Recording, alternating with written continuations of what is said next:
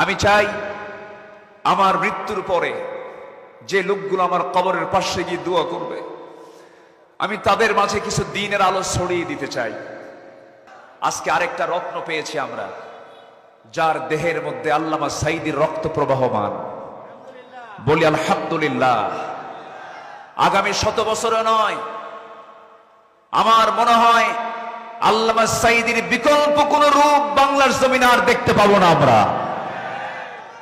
তিনি মুজাদ্দিদ, তিনি সমাজ সংস্কারক। এমন কোন দিক এবং বিভাগ নাই যে বিভাগে তার চলন ছিল না, বিচরণ ছিল না। আমরা দোয়া করি সাথেই, আল্লামা সাঈদীর কবরটাকে তুমি আল্লাহ জান্নাতের নূর দিয়ে মুনাফফার করে দাও। জোরে বলি আল্লাহুম্মা আমিন।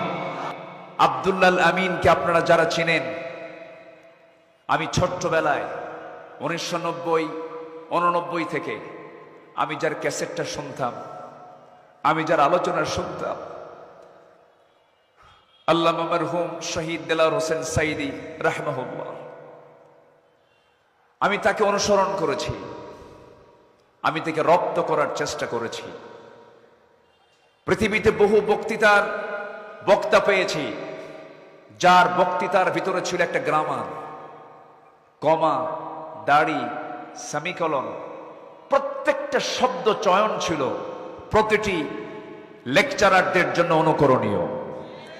আমি তাকে ফলো করেছি, ভাঙ্গাচুরা যতটুকু জেনেছি, আমি তার তাফসীরকে পড়েছি, আমি তার সুরকে আমার কাছে সবচেয়ে শ্রেষ্ঠ সুর হিসাবে বেছে নিয়েছি।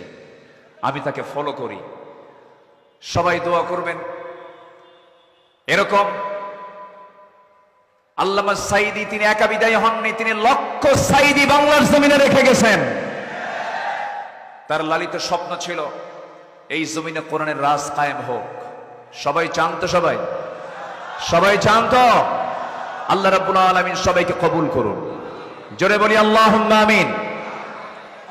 নন্দিত মুফাসসির কোরআন,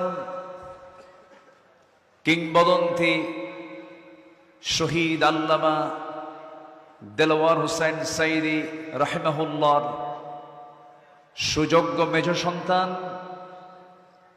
আমার অত্যন্ত কাছের, আমার অত্যন্ত প্রিয়, বিশিষ্ট ইসলামী চিন্তাবিদ, রাজনীতিবিদ, গবেষক, ইসলামী আন্দোলনের অন্যতম সিপাহসালার, যোগ্য পিতার যোগ্য সন্তান জনাব শেখ শামীম বিন সাঈদী হাফিজাহুল্লাহ। আজকের এই মহৎ আয়োজনের বরেণ্য অতিথি, কোরআনের পাখি, যাদের সুর পৃথিবীর 200 শতাধিক দেশে বাজে। আমার বাংলাদেশের গর্ব, আমার বাংলাদেশের অহংকার। বিশ্বের মানচিত্রে বাংলাদেশের পতাকা যারা একবার না, দুবার না, 18 বার পর্যন্ত হাফেজ জাকারিয়া, নজমুস সাকিব উচ্চকিত করেছে, সেই হাফেজ মাওলানা নজমুস সাকিব, হাফেজ মাওলানা জাকারিয়া আজকের এই মাহফিল উপস্থিত, আলহামদুলিল্লাহ। এবং সাথে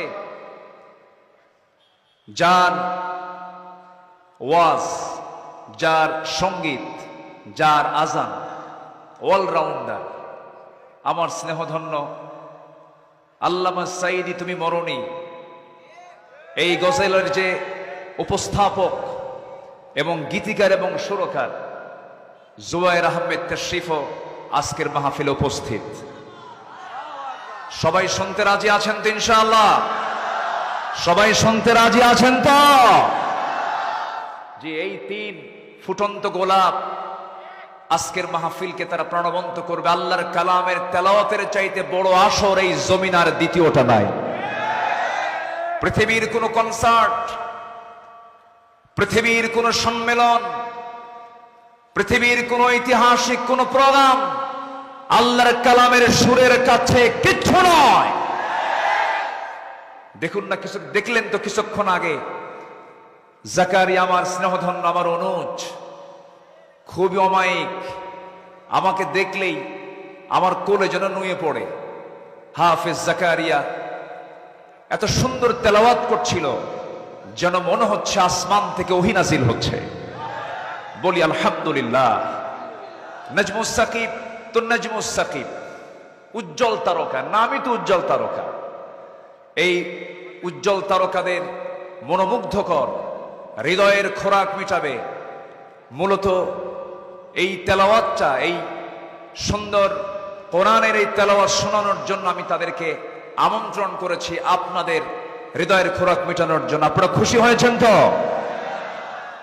জি, আমি সময় ক্ষেপণ করব না, আমি তো হোস্ট, আমি তো গেস্ট না, আজকে আমি নিজে হোস্ট। আবার অনেকে বলেছেন হুজুর আপনার ওয়াজ কিন্তু আজকে শোনাতে হবে, এর মধ্যে আবার অনেকে এই কথাও কইছে। আমি প্রায় 26 বছর এই তাফসীর অঙ্গনে শেরপুর শহীদ আলিয়া মাদ্রাসায়, বাংলাদেশের আপনাদের দোয়ায় টেকনাফ থেকে তেতুলিয়া, সুন্দরবন থেকে বান্দরবান, রূপসা থেকে পাথরিয়া, প্রতিটি অঙ্গনে, প্রতিটি থানায়, মাঝখানে শামীম বিন সাইদি ভাইয়ের গ্রামের বাড়িতে গিয়েছিলাম তার আমন্ত্রণে। আল্লাহ তাআলা এই নগণ্য গোলামকে নিয়েছেন, মামলা খাইছি, জেলও খাটছি, অনেক ত্যাগ স্বীকার করতে হয়েছে এই তাফসীর মাহফিলের অঙ্গনে কাজ করতে গিয়ে। আমি কোনো কথা আজকে বলবো না, আগামীতে আরো কথা হবে, আবারও দেখা হবে। শুধু এতটুকু বলবো, ওয়াজের ময়দানে ছিলাম, আমি শিক্ষা নিয়ে কাজ করতে চাই, আমাকে সবাইকে সহযোগিতা করবেন। সন্তান আপনার, দেখার দায়িত্ব আমাদের। একটা জাতিকে গড়ার জন্য আগে শিক্ষার দিকে খেয়াল করতে হবে। বিগত 53 বছর ধরে আমরা আদর্শ শিক্ষানীতি আমরা বাংলার জমিনে পাই নাই। একটি সংস্কার প্রয়োজন, একটি সমন্বিত শিক্ষা ব্যবস্থার প্রয়োজন। সেই বিষয়কে সামনে রেখে আপনার সন্তান আমি, আপনার এলাকার সন্তান আমি, প্রথম আমি এটা শুরু করেছি আমার নঙ্গর, আমার জন্মস্থান থেকে। সম্মানিত হাজিরিন, আপনার সন্তান ডাক্তার হবে, ইঞ্জিনিয়ার হবে, আপনার সন্তান প্রশাসনিক কর্মকর্তা হবে, আপনার সন্তান জজ হবে, ব্যারিস্টার হবে, মন্ত্রী হবে, সচিব হবে, কিন্তু চোর মন্ত্রী চোর সচিব হবে না। সিনার মধ্যে থাকবে জাকারিয়া নজমুস সাকিবদের মতো সুন্দর সুরের মূর্ছনা থাকবে তাদের সিনার ভিতরে। আপনার সন্তানকে আপনি, আপনার সন্তানের হাতে আপনি কোরআন তুলে দেন, আপনার সন্তানকে পাহারা দেওয়ার জন্য আর কারো লাগবে না, কোরআনটা আপনার সন্তানকে পাহারা দেবে।